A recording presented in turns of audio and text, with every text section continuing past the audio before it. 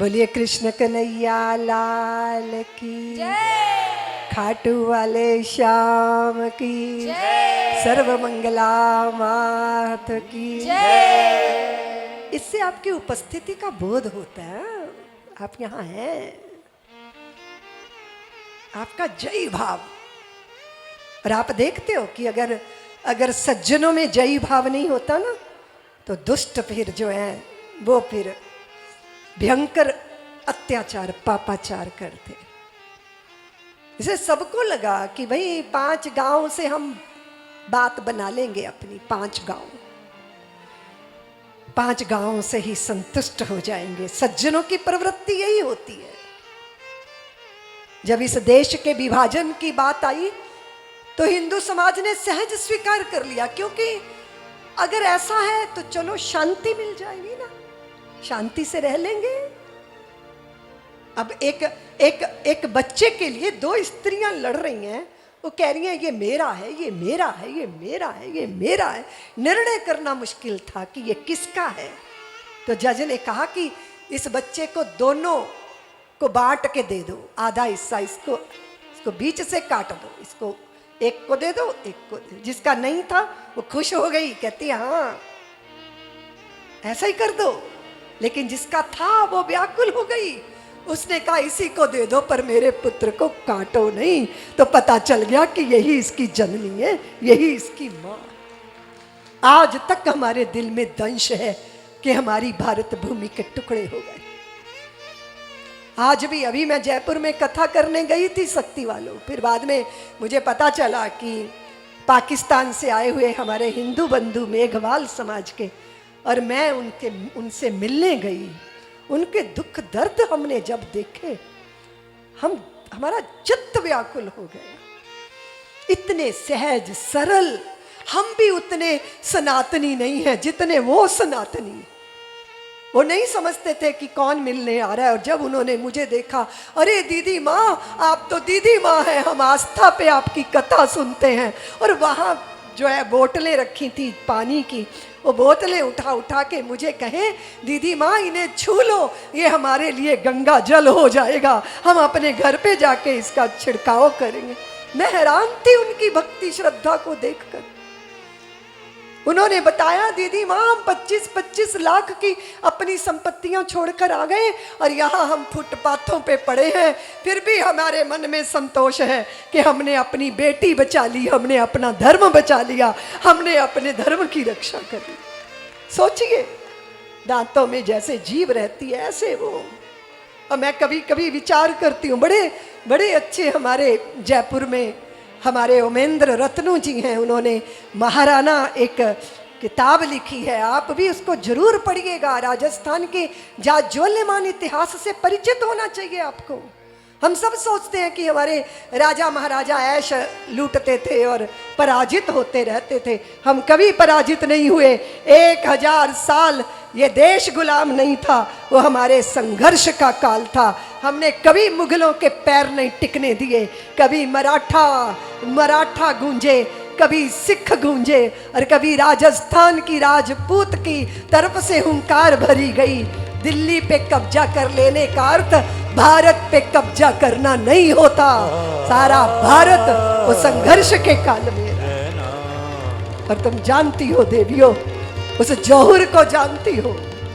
छत्तीसगढ़ में तुम बैठे हो, लेकिन तुम्हारे पुरखे कदाचित कभी राजस्थान की मिट्टी को माथे पे धारण किए होंगे।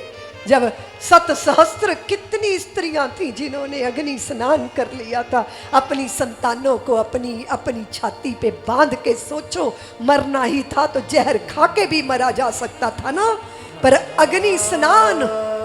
तुम्हारे हाथ पर अगर मोमबत्ती का पिघला हुआ मोम भी गिर जाता है, दिया जलाते समय माचिस की थोड़ी चिंगारी भी हाथ पे गिर जाती है, तो तुम तिलमिला जाती हो। सोचो, उन्होंने ज्वालाओं में कूद कर अग्नि स्नान क्यों किया उन देवियों ने? क्यों? अगर मरण का पर्व ही करना था तो जहर खा के भी तो मरा जा सकता था, पर उन्हें पता था कि जिन पापियों ने हमें घेर रखा है वो लाशों से भी बलात्कार करते हैं, इसलिए इन पापियों के हाथ हमारे शरीर भी नहीं पड़ने चाहिए। इसलिए ज्वालाओं में कूद गई वो देवियां और भारत के गौरव की, भारत के शील की, स्त्री का शील नहीं तो फिर स्त्री के होने का अर्थ क्या होता है। इसलिए आज हम इतने इतने करोड़ों की संख्या में हैं, इसलिए कि मेरी देवियों ने जौहर किए थे, साके किए थे, घास की रोटियां खाना स्वीकार किया, पर धर्म परिवर्तन नहीं किया। और आज मैंने बहुत आशीर्वाद दिए। उत्तराखंड के यशस्वी मुख्यमंत्री पुष्कर सिंह, उनको मैंने आशीर्वाद दिए। पुष्कर सिंह, हाँ वो तो पुष्कर धामी जी हैं, वो पुष्कर सिंह धामी, उन्होंने उत्तराखंड में धर्मांतरण के विरुद्ध कठोर कानून लाकर उत्तराखंड की धरती को धन्य कर दिया।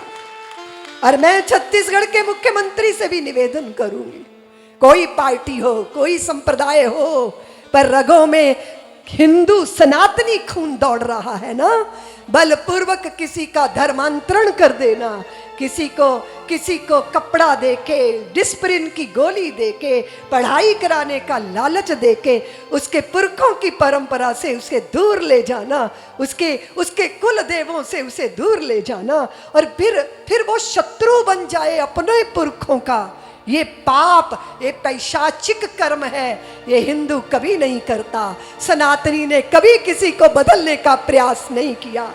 परिवर्तन हो तो विचारों से हो, भय और प्रलोभन और भय, ये क्या महापाप है जो भारत की धरती पे हो रहा है। और छत्तीसगढ़ में तो जाने कितने वर्षों से, आजादी के पहले से ये षड्यंत्र चल रहा है। भोले भाले लोगों के बीच में आराध्यों की मूर्ति ले गए, लकड़ी की, श्री राम लकड़ी के और उनके भगवान पत्थर के, और फिर दोनों को पानी में छोड़ दिया। और पत्थर जो श्री राम थे वो पत्थर की प्रतिमा थे, और उनके भगवान लकड़ी की, दोनों को पानी में डाला तो लकड़ी की मूर्ति तैर गई, पत्थर के मूर्ति डूब गई। अब वो कहते हैं भोले भाले लोगों से कि जब तुम्हारा भगवान खुद ही डूब गया वो तुम्हें क्या तारेगा, है? तो ऐसे भगवान का पीछा क्यों कर रहे हो? तो चलो धर्म परिवर्तन करो, हमारे भगवान के पीछे लग जाओ। तो भोले भाले लोग बेचारे, हम चले गए उनके बीच में, तो हमने कहा हमारे यहाँ पानी में परीक्षा नहीं होती, हमारे यहाँ तो अग्नि परीक्षा का विधान है, डालो दोनों मूर्तियाँ आग में, फिर देखो कौन बचता है। लोग कहते हैं दीदी माँ ये तो कुतर्क है, तो मैंने कहा कांटा कांटे से ही निकलेगा। बताओ देवियों, तुम्हारे पैर में कांटा लग जाए तो क्या करती हो? बोलो ना, क्या करती हो? क्या करती हो? गौ माता का घी लगाती हो? क्या करती हो? शहद लगाती हो? बोलो ना, क्या करती हो? अगर बिच्छू काट ले तो क्या करती हो? बिच्छू काट ले तो गीत गाती हो कि हाय हाय चढ़ गए पापी बिच्छुआ, दैया रे दैया चढ़ गए, ऐसा करती हो? अरे भैया कांटा पैर में चुभा है तो कांटा कांटे से ही निकलेगा और विष विष से ही निर्मूल होगा। कांटा कांटे से निकलेगा, विष होगा विष से निर्मूल। दुर्जन पर करते अनुकंपा, यही हिंदुओं की है भूल। इसलिए दुर्जनों का दमन करो भारतीयों, और पापाचार के विरुद्ध सीना तान के खड़े हो। तुम क्या कहते हो? तुम समझौते करते हो।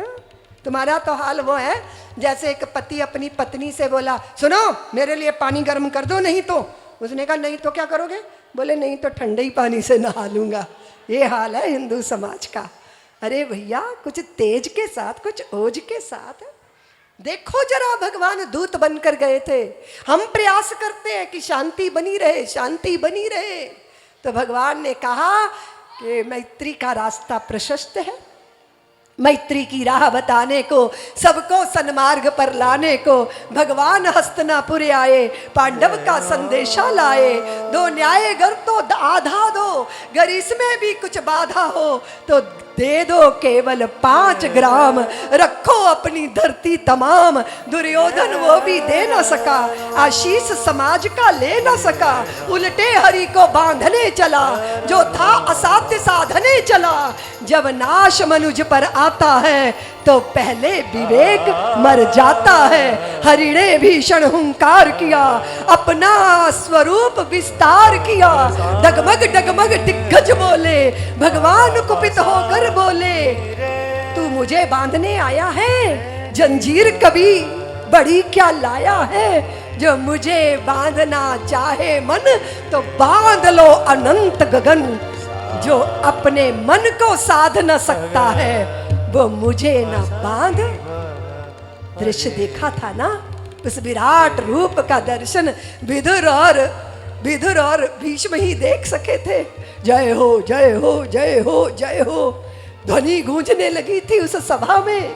और जब बुद्धि ठिकाने आ गई कुबुद्धि की, तब फिर कहता है कि प्रभु मैंने शाही भोज का व्यवस्था की है, जरा भोजन कर लीजिए। पहले तो बंदी बनाने का प्रयास किया, फिर कहता है खाना खा लो, भोजन कर लो, शाही भोग की व्यवस्था है।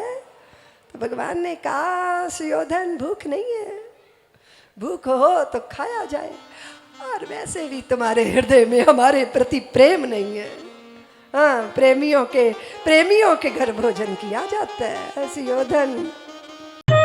सब्सक्राइब करें साध्वी ऋतंभरा जी के YouTube चैनल को, और हमारे वीडियोस को सबसे पहले देखने के लिए बेल आइकन को दबाना ना भूलें।